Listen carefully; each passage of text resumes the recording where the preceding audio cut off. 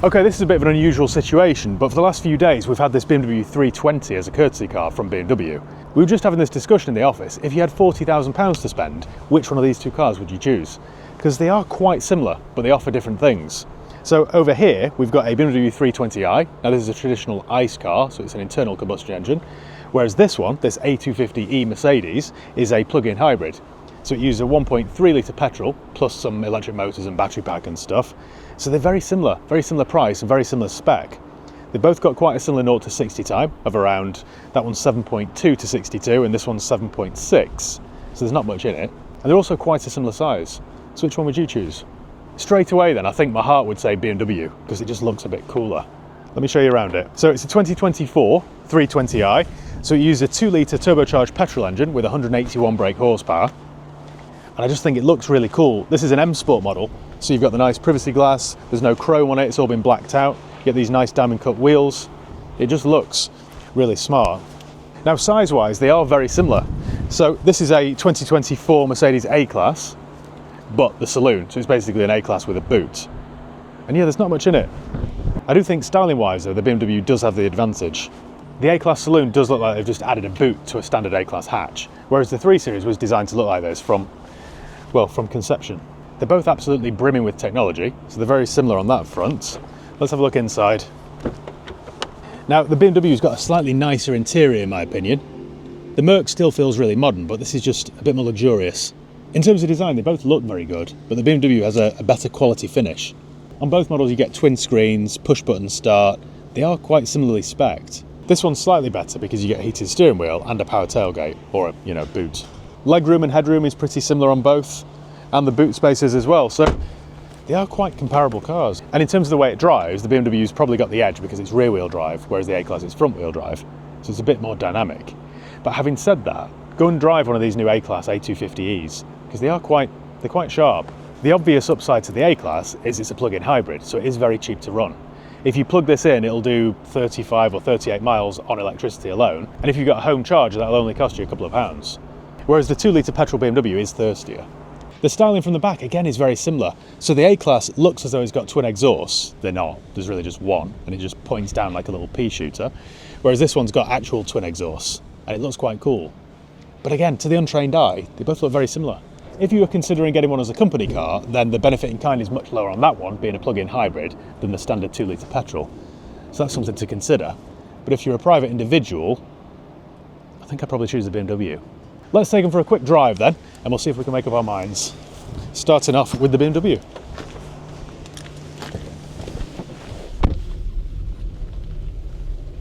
You get this weird little gear lever on the BMW, which is a bit like a new Porsche. They use the same style. In fact, so do VW, so do Audi. I'm not a massive fan of it, to be honest. I'd rather have a bigger gear lever. Straight away though, it does feel more solid than the A-Class. It feels heavier, even though there's not much in it. It just feels like a typical M Sport BMW, really. You get a very thick steering wheel. The engine's nice and quiet though, and it feels very responsive. It is a nice place to be though, this. Steering wheel feels good.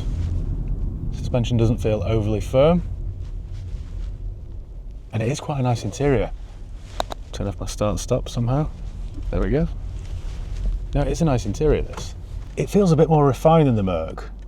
The Merc, being an A-Class, is the cheapest model in Mercedes lineup. And in some areas it does show, whereas with the BMW, it does feel more upmarket. It feels like you're in the next step up. Right, gap in the traffic.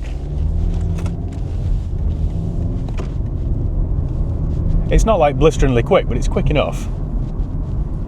So this has got an 0 to 62 time of 7.6 seconds, top speed of 142. It would be a perfect everyday car, actually. It's sensible, but still quite sporty.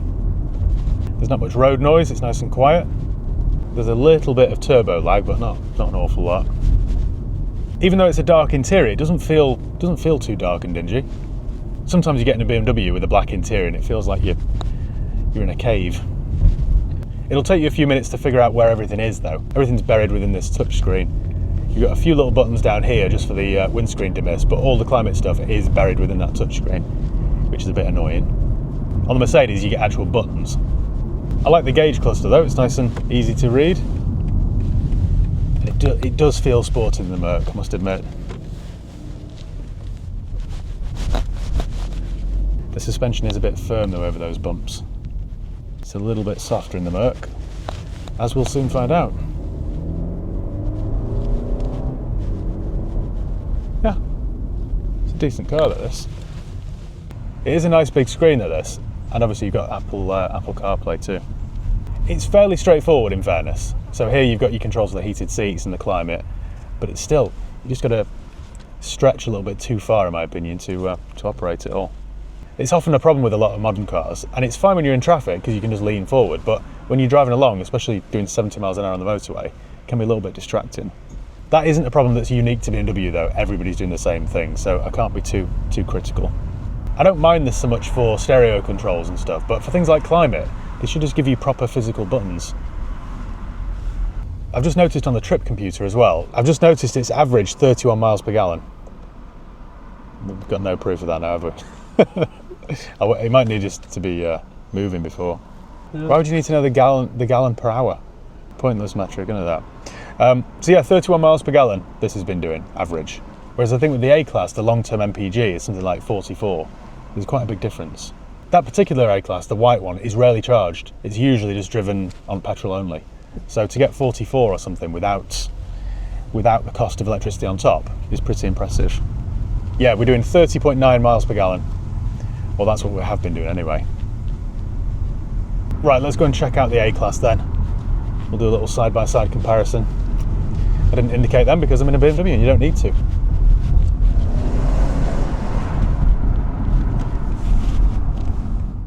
This video is sponsored by Car Vertical. Don't forget to use my promo code HIGHPEAK for 20% off each and every check that you do. Now, before you hand over any cash for a used car or motorbike, it's really important that you do a thorough vehicle history check. Otherwise, you just don't know what you're buying. A car might look okay on the face of it, but until you do a thorough vehicle history check, you really don't know what's lurking beneath. I've been using Car Vertical now for years, and every single car you can see on the forecourt, I've checked using Car Vertical. All you do is head over to carvertical.com and type in the reg or the VIN, and then it produces a very detailed report. So it tells you whether it's ever been stolen, written off, had a mileage rollback, or has outstanding finance on it. In addition to that, it shows you the MOT history, the ownership changes, the spec of the car, the average market value, and a whole lot more. It doesn't just work in the UK either, it works in 35 different countries. So before you complete your purchase of your car or motorcycle, make sure you do a thorough vehicle history check first using Car Vertical. If you use my promo code HIGHPEAK, that's HIGHPEAK all one word, HIGHPEAK, you'll save yourself 20% off each and every check that you do. Or alternatively, click the link below in the video description. Right, enough of that.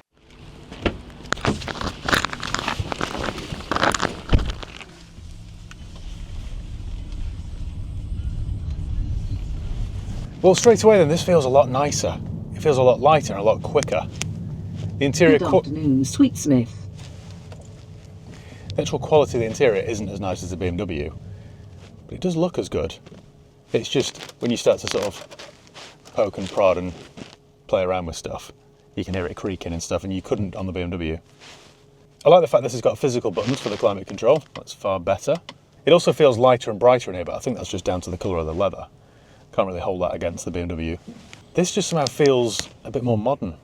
Also, because you've got the automatic gear lever up here on the column, it frees up this space down here, so you've got more room for activities, more room for cups and phones and keys and all that sort of stuff.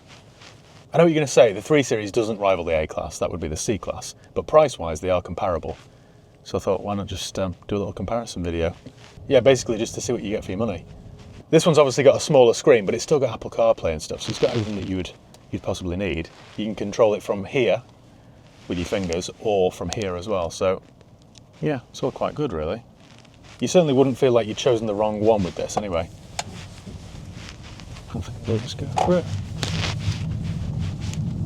This feels a lot quicker than the BMW, you know. You wouldn't expect it, would you, from a little 1.3 litre engine, but the fact that this is a plug-in hybrid, you've got the power of the electric motor as well, and the power is instant. The BM in comparison was a bit laggy.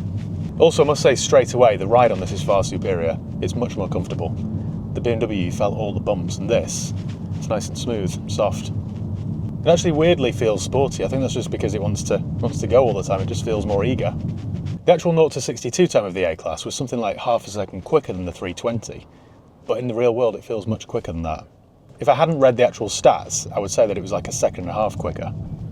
What I suspect with this, like all EVs and plug-in hybrids, I suspect its 0 to 30 or 0 to 40 time is a lot quicker than the BM. But as you get towards 50 and 60, then it'll start to fade off. The other selling point with the A250e, of course, is the fuel economy. Now, this has been averaging 47.9 miles per gallon. That's since its last reset, so it's a really impressive figure. The BMW, you'll get 32 on average, I guess, 34 or something maybe, if you're lucky. So to get 48 nearly, it is quite impressive. That's without charging this as well, because I know for a fact Steve rarely charges it. He just uses the petrol. That does feel quick though, doesn't it? Indeed. For a little A-class, that's properly quick. Brakes are sharp as well, and it's loaded with tech. So, yeah, it'd be really tempting to choose a BMW because it looks better in my opinion, but I think this is the better car, you know. In fact, to be honest with you, this might sound a bit silly in a comparison test, but I'd choose neither. What I'd choose instead is the CLA. Now, the CLA 250e uses the exact same drivetrain, chassis, everything really as this, but it just looks a bit prettier. In fact, a lot prettier. I'm not a fan of the styling of the A-Class saloon. It looks a bit weird at the back. But the CLA is much more stylish. Look at this over the speed bump. Now, in the BMW a few minutes ago, we crashed all over it, didn't we, in that? It was nice and smooth. Yeah, this is the better car to live with on a daily basis. I know for a fact the BMW would just irritate the life out of me. This also has got a far superior reverse camera. If you think about buying an A-Class or a CLA or any Merc actually, this is the exec, which is the base spec, which still comes with loads of stuff, but I'd go for a Premium Plus. I think it's called a Premium Plus. I'm sure I'm right there. I think it's the Premium Plus. It's the top spec, so you get radar cruise, head-up display, electric memory seats, pan roof. They're a much nicer car to live with, and they're only a couple of grand more, so I would do that. I know you'll think because the BMW's rear-wheel drive and this is front-wheel drive that will be more of a driver's car. And while that might be true on some twisty B roads, in the real world, it doesn't make any difference. This feels perfectly sporty enough. It certainly doesn't feel any less sporty than the BM. So, yeah, that wouldn't put me off either. That wouldn't sway my decision. While this might not be the last word in sportiness, for somebody like Steve who's got a toy car as well, a BMW Z4 for the weekends, this is the perfect commuter car. It's the perfect car to use every day. Right, should we do a little performance test then? That does feel an awful lot quicker. Yeah, when you get to sort of 40 then it does start to slow down a bit. But yeah, 0 to 40 is probably quick. The only negative with this is when the battery's depleted after 35 miles or so, then the engine kicks in and it does rev quite highly and quite loudly. This is kind of the trouble with smaller engined PHEVs. They're trying to get an awful lot out of a little 1.3 litre petrol engine, aren't they? So it does kind of scream. So there we go, 3 Series or Mercedes A-Class saloon. We've seen both, we've driven both. I know what you're going to say. I know you're going to choose that one, as I would have done before driving them both. But no, I'd choose that. That's a far better car to live with on a daily basis. But like I say, I'd choose the CLA, which is prettier. But yeah, let me know in the comments below which one you'd choose. Anyway, thank you once again for watching. Make sure you give the video a thumbs up if you enjoyed it. Make sure you subscribe if you haven't done already. You can follow me on Facebook, Instagram, Twitter and TikTok. I'll leave the links below. And yeah, I'll see you next week. Cheers, guys.